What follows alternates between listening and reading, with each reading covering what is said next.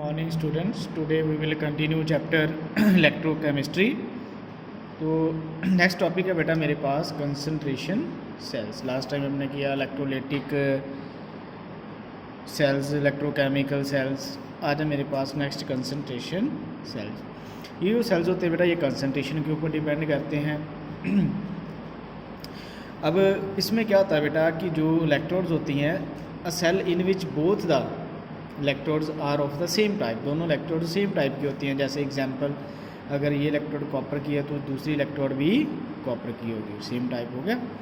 But जो solutions हैं जिसमें हमने इनको डिप किया है, but the solutions of electrolytes in which they dip have different concentrations. उनकी जो कंसंट्रेशन होती है वो डिफरेंट होती है.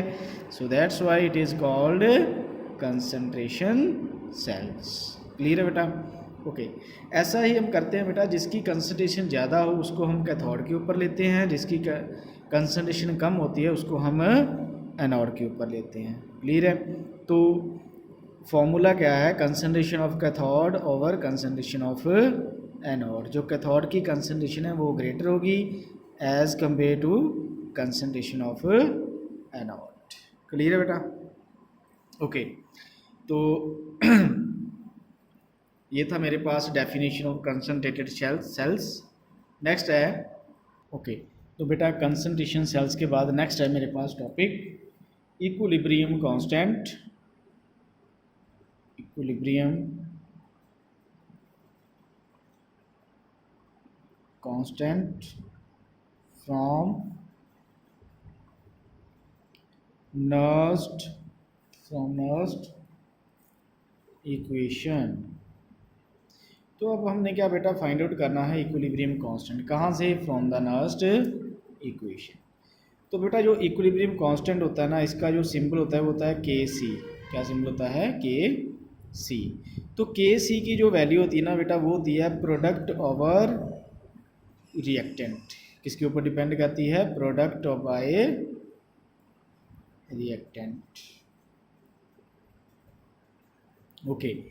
तो अब अगर मैं अप्लाई करूं बेटा इसकी नर्स्ट इक्वेशन, तो नर्स्ट इक्वेशन क्या थी मेरे पास? E cell equal to E not cell minus 0.0591 divided by N log M concentration in solid state over concentration of ions in aqueous solution. यही था मेरे पास. ओके. तो अब बेटा जो इक्विलिब्रियम कांस्टेंट है ये किसके ऊपर डिपेंड करता है? Product bye reactant. तो अगर मैं बात करूं कि मेरे पास ये रिएक्शन है एम एन पॉजिटिव प्लस उसने एन इलेक्ट्रॉन्स गेन किए, तो क्या बन गया? M solid. तो ये प्रोडक्ट हुआ और ये क्या हुआ बेटा? रिएक्टेंट. क्लियर है? तो अब के सी किसके इक्वल आ जाएगा? M over M N positive. Square bracket में हमने इसको इसलिए लिखा क्योंकि जो कंसंट्रेशन होती है ना बेटा उसको स्क्वायर ब्रैकेट्स में मेंशन करते हैं. इसके साथ सॉलिड लगा दिया मैंने और इसके साथ मैंने एक्वस लगा दिया. सो के सी किसके इक्वल आ गया बेटा? Concentration of product over reactant. तो ये नर्स्ट इक्वेशन में यहाँ पे ये वैल्यू है M by M N positive, वहाँ पे मैं क्या के सी लिख सकता हूँ. तो मेरे पास नर्स्ट इक्वेशन क्या आ गई? E cell E not cell minus log इसके साथ क्या आ जाएगा? के सी. के सी क्या है बेटा? Equilibrium constant. This is the relationship between Nernst equation and equilibrium constant. Clear है बेटा? ओके. तो हम ये क्यों लिखते हैं के सी, क्यों हमने यूज़ किया नर्स्ट इक्वेशन में? तो अब हम बात करेंगे सिग्निफिकेंस ऑफ के सी इक्विलिब्रियम कांस्टेंट. तो इसका सिग्निफिकेंस क्या है बेटा? तो K C gives the extent of Kc gives the extent of the cell reaction. जो इक्विलिब्रियम कांस्टेंट है ये हमें किसके बारे में बताता है? सेल रिएक्शन के बारे में। कैसे? Larger the value of Kc, the reaction proceeds to the reaction proceeds to the larger extent। जिसकी बेटा Kc की वैल्यू ज़्यादा होगी ना, उसकी जो रिएक्शन है वो ज़्यादा टाइम तक चलेगी। क्लियर है? So this is the significance और importance of Kc equilibrium constant. Clear है बेटा? ओके तो नेक्स्ट है मेरे पास, ओके स्टूडेंट, नेक्स्ट है मेरे पास next topic electrochemical cell and gives energy of the reaction. Gives energy of the reaction. So बेटा एक गिब्स साइंटिस्ट हुआ है जिसने हमें एक गिब्स हेल्महोल्ट्ज इक्वेशन दी थी। गिब्स एनर्जी का सिंबल होता है बेटा डेल्टा जी। क्या सिंबल होता है? Delta G. सो डेल्टा जी किसके साथ रिलेट करता है बेटा? यूज़फुल वर्क के साथ, जिसको हम क्या बोलते हैं? Work maximum. So maximum work के साथ जो है वो रिलेट करता है ऑफ अ सेल रिएक्शन। जैसे हम इसको ऐसे ही बोल सकते हैं, delta G for a reaction is a measure of the maximum useful work that can be obtained from a chemical reaction. किसी रिएक्शन से हमें कितना जो है वो वर्क जो है वो ऑब्टेन होता है, useful work. So delta G equals to W maximum. तो जो बेटा मैक्सिमम वर्क होता है ना, मैक्सिमम वर्क मैक्सिमम किसके ऊपर डिपेंड करता है? NF number of electrons, Faraday's constant, और साथ में E सेल का, सेल रिएक्शन का सेल पोटेंशियल। क्लियर है? तो फॉर्मूला क्या बना डब्ल्यू का? NF cell. तो वर्क जो है ना बेटा दो तरह का होता है। So work done by the system. अगर वर्क डन बाय का सिस्टम हो तो वैल्यू नेगेटिव में होती है। Work done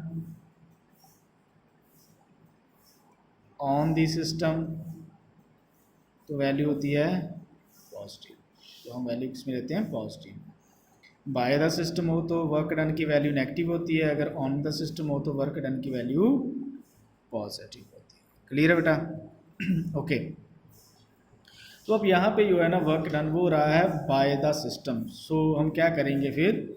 delta G is equal to आ जाएगा minus W max. Negative sign shows that work done by the system. तो डब्ल्यू मैक्स की जो ये वैल्यू है ये हम यहाँ पे पुट कर देंगे तो क्या आ गया? Minus NF cell. तो डेल्टा जी किसके इक्वल आ गया बेटा?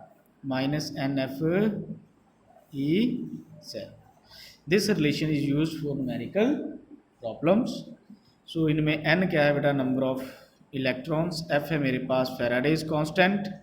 फैराडेज कांस्टेंट की जो वैल्यू बेटा कितनी होती है? 96500 कूलम। ठीक है? तो ई सेल आपको पता है बेटा क्या आता है? Cell potential. n क्या है बेटा? Number of electrons. क्लियर है बेटा? So this formula used for numerical problems. Okay student, next है बेटा मेरे पास इलेक्ट्रोलाइसिस। सो इलेक्ट्रोलाइसिस, तो अब हम यहाँ पे बात करेंगे बेटा इलेक्ट्रो का मतलब होता है with the help of electric current. Lysis का मतलब होता है बेटा ब्रेक डाउन होना, टूटना।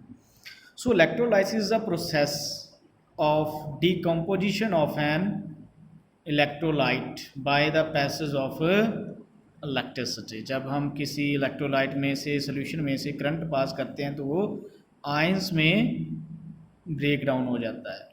तो जो इलेक्ट्रोड्स होती हैं जिनके ऊपर, जिसको हमने एक ने को एनोड और दूसरी को कैथोड मार्क किया है, एक के ऊपर पॉजिटिव चार्ज होता है, दूसरे के ऊपर नेगेटिव चार्ज होता है, तो ये जो आयंस होते हैं ये अट्रैक्ट करना स्टार्ट कर देते हैं, कम्युलेटेड हो जाते हैं इलेक्ट्रोड्स के ऊपर जिसके ऊपर ऑपोजिट चार्ज होता है। जो पॉजिटिव वाले आयंस हैं वो नेगेटिव वाले इलेक्ट्रोड की तरफ डिपॉजिट हो जाएंगे और जो नेगेटिव वाले हैं वो पॉजिटिव साइड अट्रैक्ट होना स्टार्ट कर देंगे। सो this is called the process of electrolysis. तो जिस कंटेनर में ये रिएक्शन होती है बेटा उसको हम क्या बोलते हैं, इलेक्ट्रोलाइटिक टैंक। उसका नाम क्या आता है, इलेक्ट्रोलाइटिक टैंक। क्लियर है बेटा, उसका नाम है इलेक्ट्रोलाइटिक टैंक। ओके, तो ये था मेरे पास इलेक्ट्रोलाइसिस। अब एक साइंटिस्ट था बेटा जिसने ये लॉ दिया था जिसका नाम था फैराडेज। सो उसके अकॉर्डिंग दो लॉ थे जो इलेक्ट्रोलाइसिस के ऊपर डिपेंड करते थे, Faraday's first law of electrolysis and Faraday's second law of electrolysis. So अब हम बात करेंगे पहले Faraday's first law of electrolysis. बेटा ये मेरे पास Faraday's first law of electrolysis. So it states that the amount of any substance, amount means उसका वेट, उसकी composition, amount of any substance deposited or liberated at any electrode is directly proportional to the quantity of electric charge। तो किसके ऊपर वो depend करता है बेटा, electric charge के ऊपर। सो कितना अमाउंट जो है कोई सब्सटेंस डिपॉजिट हो रहा है when we pass the electric current, तो फॉर्मूला क्या होगा, डबल जू डायरेक्टली प्रोपोर्शनल क्यू। क्यू क्या है मेरे पास चार्ज, प्रोपोर्शनैलिटी ताकि मैंने जेड कांस्टेंट लगा दिया बेटा। Z is proportionality constant and is called electrochemical equivalent. इसको हम क्या बोलते हैं बेटा, इलेक्ट्रोकेमिकल इक्वावेलेंट। सो अगर जो क्यू बेटा चार्ज है वो किसके ऊपर डिपेंड करता है, करंट के ऊपर इनटू टाइम के ऊपर। So current passed 40 seconds. So Q किसके इक्वल आ गया, आई इंटू टी। तो यहाँ पे क्या हुआ है वहाँ पे हम वैल्यू पुट कर सकते हैं आई इंटू टी। तो मेरे पास वर्क किसके इक्वल आ गया, सॉरी वेट किसके इक्वल आ गया बेटा, जेड इंटू आई इंटू टी। तो अगर बेटा हमने इस कांस्टेंट को डिफ़ाइन करना है जेड को, तो जब भी किसी कांस्टेंट को डिफ़ाइन करते हैं तो जो उसके साथ लगे हैं ये जो करंट आई और टी, तो उनकी वैल्यू हम क्या पुट करेंगे, unity means 1। So current 1 ampere हो जाएगा, टाइम 1 सेकेंड हो जाएगा। So then we define W किसके इक्वल आ जाएगा, जेड के। सो जेड क्या है, इलेक्ट्रोकेमिकल इक्विवेलेंट और proportionality constant. It is defined as the mass of the substance deposited when a current of 1 ampere is passed for 1 second. Clear है बेटा, तो ये था मेरे पास first law of Faraday's first law of electrolysis, जिसमें क्या गया है जो वेट होता है वो डायरेक्टली प्रोपोर्शन होता है क्यू के। क्यू क्या है, चार्ज, एम्पियर, करंट। तो बेटा प्रोपोर्शनैलिटी ताकि हमने जेड जो है वो कांस्टेंट लगा दिया जिसको हम क्या बोलते हैं, electrochemical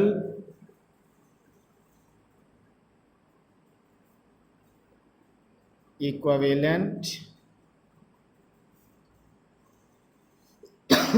constant, electrochemical equivalent constant. तो अब हमने क्या किया बेटा, हमें पता है कि जो क्यू होता है वो किसके ऊपर डिपेंड करता है, करंट। करंट का सिंबल क्या होता है, I into T. T means time in seconds. तो यहाँ पे क्यू है वहाँ पे हम लिख सकते हैं बेटा जेड इंटू आई इंटू टी। तो अब क्या होगा कि मैंने इस z को कांस्टेंट को डिफाइन करना है, तो क्या होगा, ये जो वैल्यूज़ हैं इनकी वैल्यू क्या आ जाएगी, unity 1, time current 1 ampere, time क्या हो जाएगा 1 सेकेंड। सो देन डब्ल्यू किसकी इक्वल आ जाएगा बेटा, z के। तो हम इसको कैसे डिफाइन करेंगे, जब भी किसी कांस्टेंट को डिफाइन करते हैं तो जो साथ में लगे होते हैं उनकी वैल्यू क्या पुट कर देते हैं बेटा हम, यूनिटी। ओके, तो दी as the mass of the substance deposited when current of 1 ampere is passed for 1 second। clear है बेटा, so this is Faraday's first law। next है मेरे पास Faraday's second law of electrolysis। this is very very important। okay, when same quantity of electricity passed through different electrolytic solutions connected in series, the weight of the substance produced at the electrodes are directly proportional to their chemical equivalent weights। तो बेटा जो भी हम electrodes use करते हैं उनका जो मास है वो डायरेक्टली प्रोपोर्शनल होता है, डायरेक्टली रिलेटेड होता है किसके,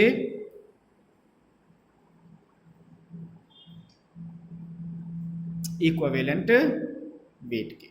क्लियर है बेटा। So weight of copper deposited over weight of silver deposited equal to equivalent weight of copper over equivalent weight of silver. Clear है बेटा। So this is the Faraday's second law of electrolysis. इसकी definition और ये formula दोनों important है बेटा। Okay students, thank you.